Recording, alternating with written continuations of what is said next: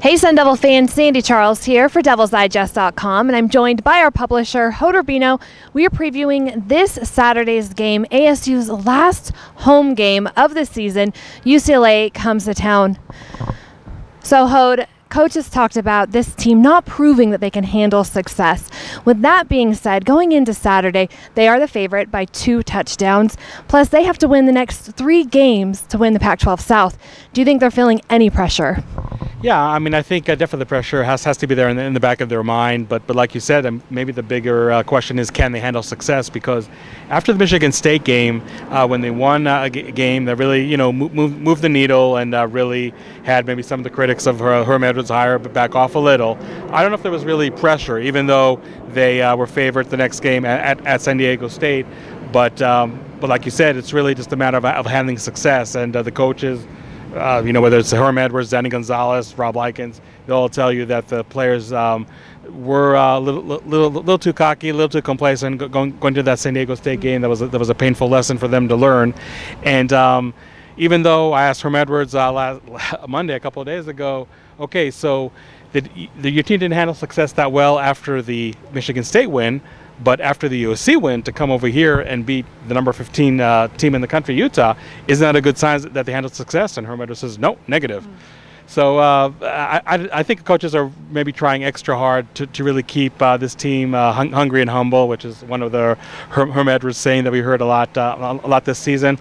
But I really have to think that there is some pressure, absolutely, because it's such a great opportunity when you need to control your own destiny. And some people, when you say that saying, control your own destiny, look for a piece of wood to knock on 3 times or anything, because that's like, famous last words type of statement. I have to feel that there is some pressure, but you'd like to think that maybe the pressure that they're feeling allows them to be actually more focused at the same time.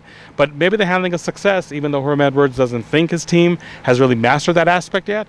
I think that coming and beating Utah after such a big win on the road against USC maybe proves that this team can be humble and not complacent, and just have the right attitude going to this game.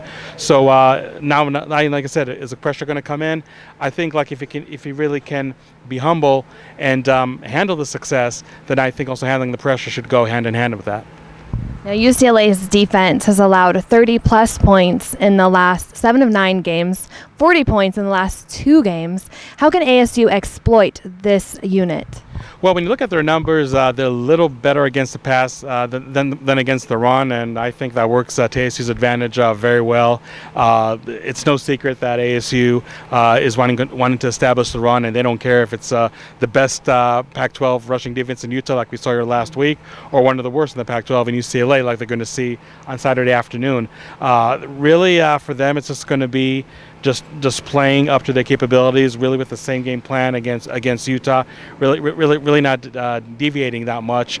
And I know it's kind of weird to talk about a game where you want to get up ahead of a lot of scores, so you can maybe start resting the starters, giving reserves more time to play that they usually don't get on a weekly basis. But I really think that UCLA can offer that opportunity. I mean, honestly, I thought we were going to see a little more of that against Oregon State, and we really didn't see it. Just because the game was probably a little closer than it should have been. But I think that really should be the offense's mindset. Yes, there's a really crucial home stretch coming, but if you really take care of business in the first half, may put this game out of reach by halftime and just not mess around. Obviously, it shows that you can handle the success, you can handle the pressure, but also just giving those reserves such valuable time. I think that's something that can really benefit ASU, not only this season, but really for the seasons to come. But really, I think for ASU, just to establish a running game like they always do. Manny Wilkins doesn't feel like he has to do too much out there to force the issue. And I think that if ASU just goes with that same mindset, they win against Utah, this is a game that should come out victorious. The UCLA offense is near the bottom, if not the last, in several categories in the league. How can ASU attack this struggling unit?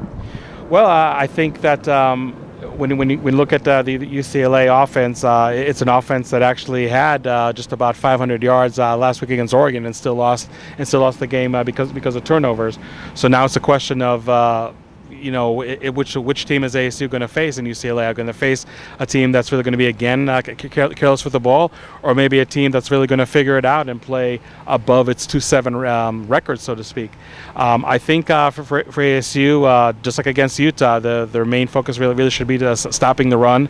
UCLA does have the two quarterback system, but I feel that at the end of the day, if they do force the quarterback wherever it is, if it's a DTR or Spates, to really throw the ball and get away from the run game and really establish a line of scrimmage, I think the defense should have another good day.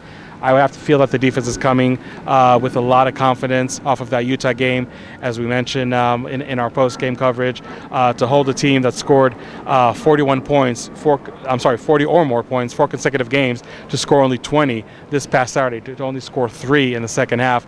I think this defense is really coming to its own. I don't see this UCLA offensive unit to be better than Utah. I mean, at the end of the day, if you're 2-7, there's a lot of things that aren't going your way on offense. I think for the defense, really just the same mindset they had against Utah, really just to stop the run, force the offense to really beat them with the passing game.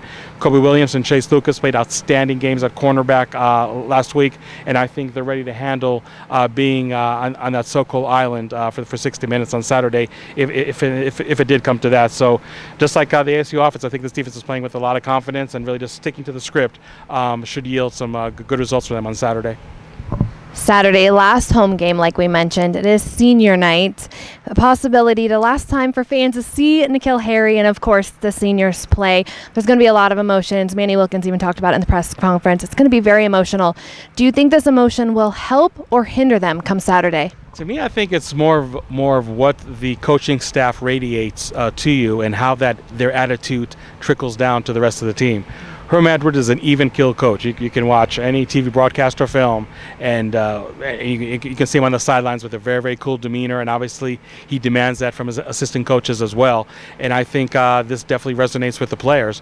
So again, going back to the earlier points of handling success and feeling pressure, not feeling pressure, I think that with all the emotion that is going to be involved, I think these players do see the bigger picture, and I think with the help of their coaches and the sentiments that they portray every week, and really every day, I should say, I think that can help this team to handle the emotion just the right way, and channel the emotion in a positive way, where it's motivation to succeed, and not really to get caught up trying to make a flashy play, or trying to get out of your zone and do somebody else's job, let alone do a penalty incur a penalty because you're trying too much.